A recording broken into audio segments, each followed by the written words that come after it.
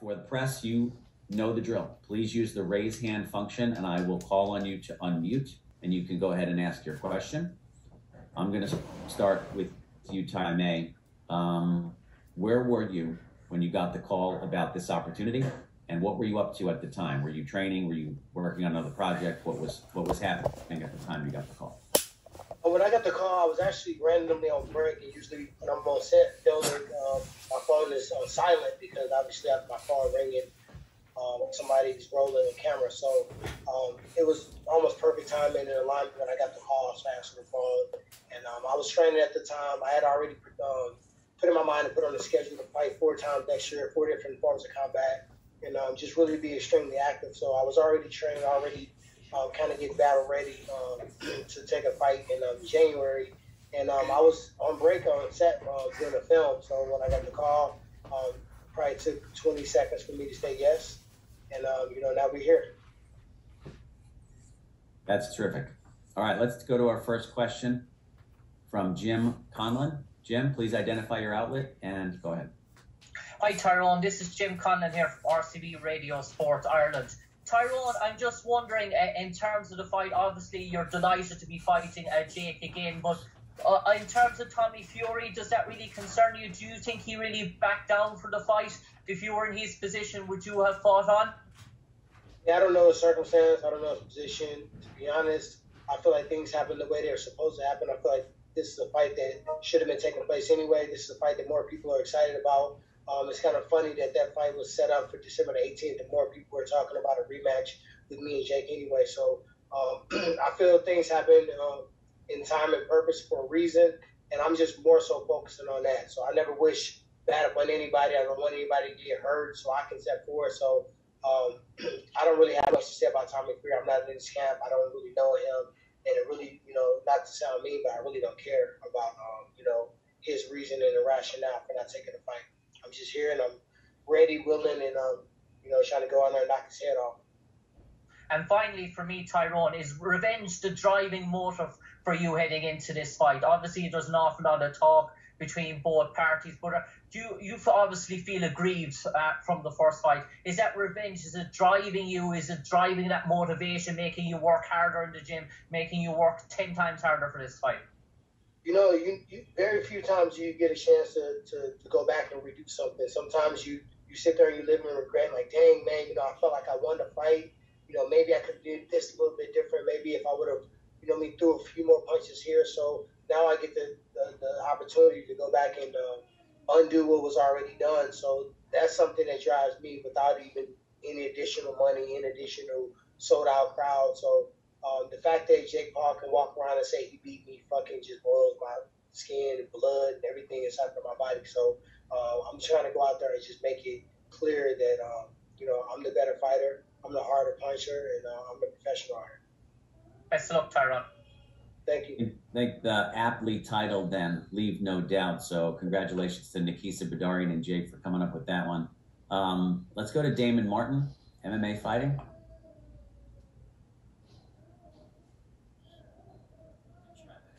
By here.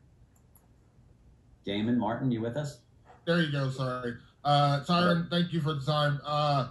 We heard that you were preparing for a fight in January. You were in training camp. We heard that maybe you kind of had a feeling that Tommy was going to fall out of the fight. Like, how well prepared are you for this fight? I'm gonna look like a better conditioner fighter. I promise you that. When you watch this fight, it won't look like I stepped in on last week. It won't look like he was a person that was prepared and in shape, and I just jumped in, felt bad, jumped in and said the car. It's going to look like I'm going to be in better shape, just like it was the first time. I was the one that was walking him down. I was the one that, was, really putting him against the ropes. He was the one that was huffing and puffing. So when people start talking about, me, youth and things of that nature, I think this is going to be the same thing. For me, I didn't have a lot of footage to break down on Jake. I didn't have a lot of sparring sessions. I didn't have a lot of fights. Most of his fights ended fairly quickly. So now I actually been in there with him. I felt his power. I felt the things that, he did well, and I also felt the things that I did to him that he didn't like so much.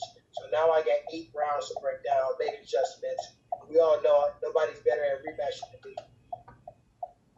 course, Jake made a big deal about the $500,000 knockout bonus.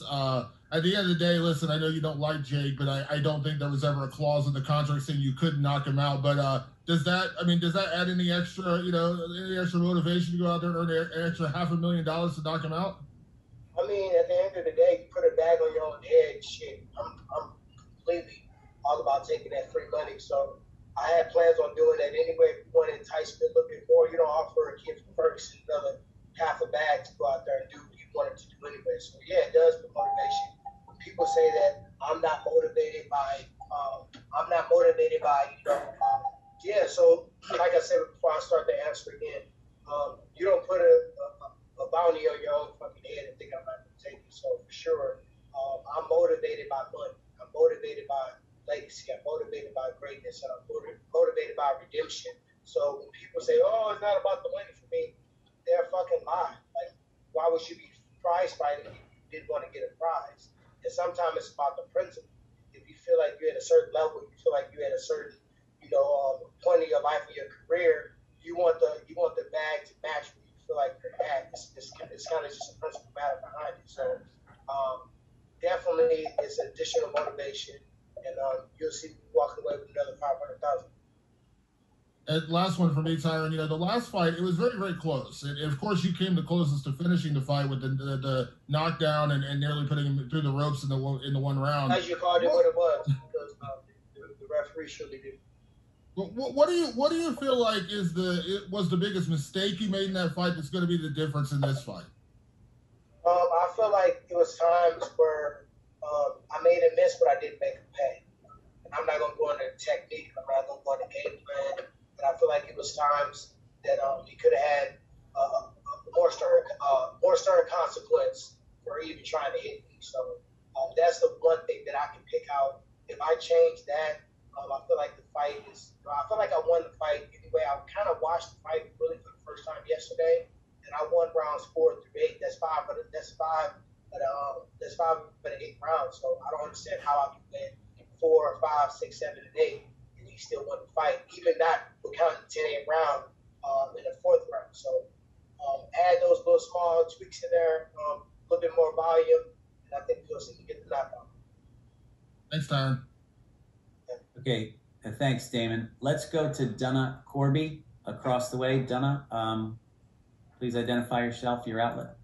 Hey, Donna Corby from the Daily Mirror. Tyron, I wanted to ask about your initial plans before this fight was put on. First off, you were on the set of a movie, correct? Are you still filming? I'm still filming, yes. I'm still putting my wraps down, so we got one more day.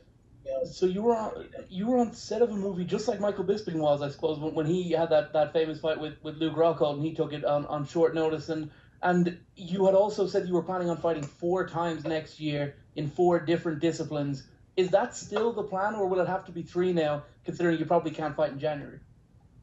No, to be honest, I don't want to look ahead, but I'm not losing to Jake Paul. I didn't lose him to the first time, but this time I'm finishing the fight. I don't want no referee. I don't want no hometown advantage. I don't want no let's let the storyline continue type shit happening at all. So what it's going to do is it's probably going to set us up to fight a 3rd time, and I'm just going to replace the boxing fight I anticipated fighting next year. Is going to be a fight with Jake instead. So I'm still going to fight 4 times. I'm still going to fight 4 different forms of combat. But the boxing fight that I was, being prepared to fight for, that fight has just been replaced with a short Jake.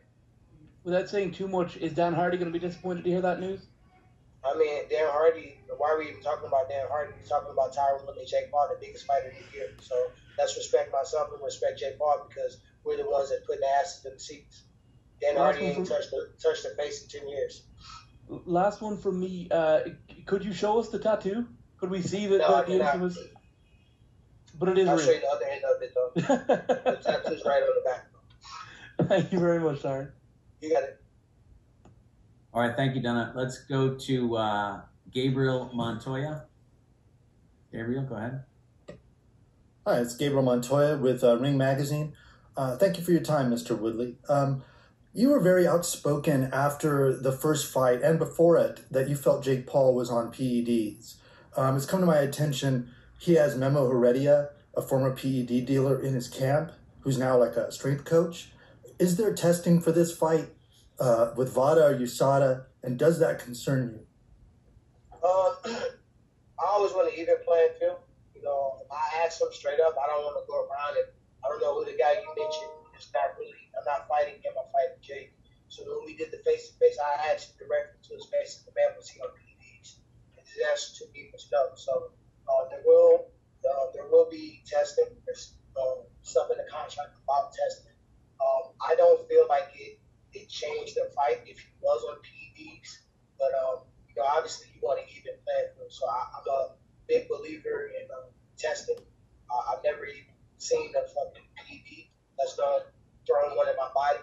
I feel like when your time is up, your body doesn't allow you to compete at the level, that's your time to walk away. And I pray that you've done everything that you were supposed to do with the time frame that you had. Not try to add another few combinations of punches or conditioning or tolerance due to PD. So I can't really answer that question. I don't know what he's doing. I can only ask him the question as a man. When I asked him, his answer was no. And hopefully the test reflects the same thing. Did you see anything in looking back at your fight with him in particular that you feel, obviously you're not going to give away your game plan, but did you see glaring things that he did or that you did that you can change in this rematch? As I said earlier, I just feel like, you know, there was times in the earlier round 1 through 3 where, you know, he was keeping busy and it wasn't like he was landing anything damaging. There was no time where he hit me with a punch that made the referee want to get in there and made it look like I was going to go down. He punches hard. One thing you'll find out about me is I'm going to keep it real. I'm going to keep it straight down the middle no matter what it is. I'm not going to act like Jake Paul is not punch hard. I'm not going to act like he doesn't have the ability. And he does have punching power. And I feel like he hit me with 4 shots that I can actually remember myself. I'm pretty sure if I go back and break down the film, it's probably much more than that. But he hit me with punches that I know may have sent others down to the canvas. So with that said, I just got to make him pay a little bit more. You know, when he goes out there and trying to stay busy, I feel like if I would have done that in the first couple rounds, he would have won around it and set him up, you know, to be knocked. All right, thank you so much. Good luck in the fight. All right, Gabe, thank you. Let's go to Stephen Milhausen with the Zone. Stephen? What was the reasoning behind just watching the first fight yesterday? I mean, this fight wasn't announced 7 weeks ago.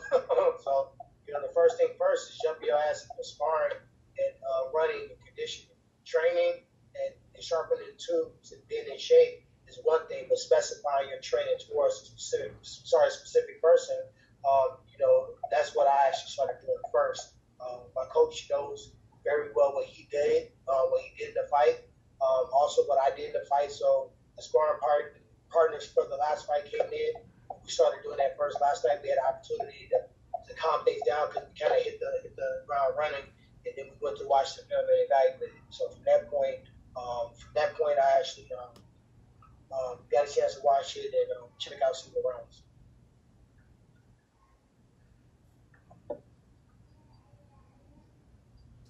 You know, he was very complimentary to you the other day about the fact that you did take the fight. And do you have any newfound respect for him, the fact that he could have said no, he could have dropped out of the fight? So is there any respect there in the fact that he's also taking this fight on short notice with you? I mean, I never really said anything that wasn't true. Everything that I said I was going to do in the last fight, I did. He got hit with culture. He got hit with a shitload of punches. He was the one that was backing up, and I was the one that was walking him down. Jay got a screw loose. We all know that. So it doesn't surprise me. We all also knew that he would be a kid that could probably get hit with punches, even if it hurts. You know, it's all a part of his gag. This was a bucket list. Let's be real. This was a bucket list that he converted into a career. So for the storyline, for the sake of, you know, the movie that we're making, we're in a movie. This is a movie, guys. It's like Rocky in real life. You know what I mean? So for this, I don't think he or his team will pass up an opportunity because everybody thinks he's scared. I mean, even after, you know, the bets and all the shenanigans and the split decision and all the naysayers to him saying that I really wouldn't fight, that, you know, was holding time judging, he would have to make this right. He would have to rectify the moment. Your opponent's out. I'm willing. I'm ready to fight. Had I came out publicly and said that, he not taking the fight, everything that he says, all this, I'm a real fighter, Jazz, all that stuff's out the window. So I think for that storyline, and also to save the card, like, which I don't realize we're fighting, but it's really entertaining. It's not so much fighting. Fighting is what we're doing when you're watching us entertain. But the interviews, the press, the media, the training camp, the funds that you put into that, nobody want to just waste that shit. So I can't speak for Jake. I really only know Jake from, the press conferences and the one-on-ones, him as an athlete fighter. I don't know him personally, so I don't know what his motivation really is. That's the question you might want to ask him in the piece. Well, I'm going to follow that up. This is Chris de Blasio here with the thank you that one final one, Tyron. Go ahead, Steve. Let Chris follow up first. Yeah. So just saying, the thank you that I gave at the top for Tyron Woodley stepping up is not just a platitude or a loose comment. It's a sincere thank you, because fighters on the card, their camps, their teams, their preparations, a lot has gone into that for the undercard. And those guys are all coming to fight and make their mark on an important show. And without Tyron Woodley stepping up at late notice, the potential for all that to go away was high. So that's a legit thank you. Go ahead, Steven. Last one. And I'm just going to throw a little extra cheese in the macaroni. So thank you, too. So highlight Showtime on that, too. Chris. Go ahead, Steve. No, definitely, and thank you, Chris. And if you do what you expect to do next Saturday night, you're gonna get rid of that tattoo now, because, in all honesty, you won the rematch. I mean, to be honest, I strolled the troll. I put the tattoo in a place where powerlifting and bench pressing and turf and bear crawls and nothing on your body you watch more than your head.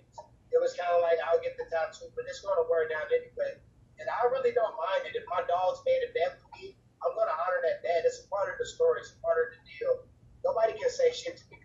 I probably beat your ass anyway. So if anybody in public, I can't believe you have no bad, you're probably broke. And you're probably not chasing your dream. You're spending a lot of time on the internet, thumbing around and telling me what I should do. So I feel like if he would have lost the bet, I feel like he would have gotten the tattoo, although he would have never made the bet. So it doesn't really bother me. Like my legacy and what I've done in combat sports, and what I'm going to continue to do is submit it. So I'm not really focused on all the naysayers and everything. Your prediction on this? How does it end, and when does it end? My prediction is a knockout. You know what I mean? When that happens depends on him. Because how much damage he can take, how much violence he can endure, and the openings. I'm not gonna just sit here and say I'm knocking him out in the first round. You know what I mean? I'm not gonna give away my game plan, but it's really based upon what I would do if I was him. I'm making my game plan off of that. So I don't see him just opening it up and giving big openings in the first round. So I'm gonna look for them. If they're there, I'm gonna take them. But I feel like this fight's gonna end in a knockout.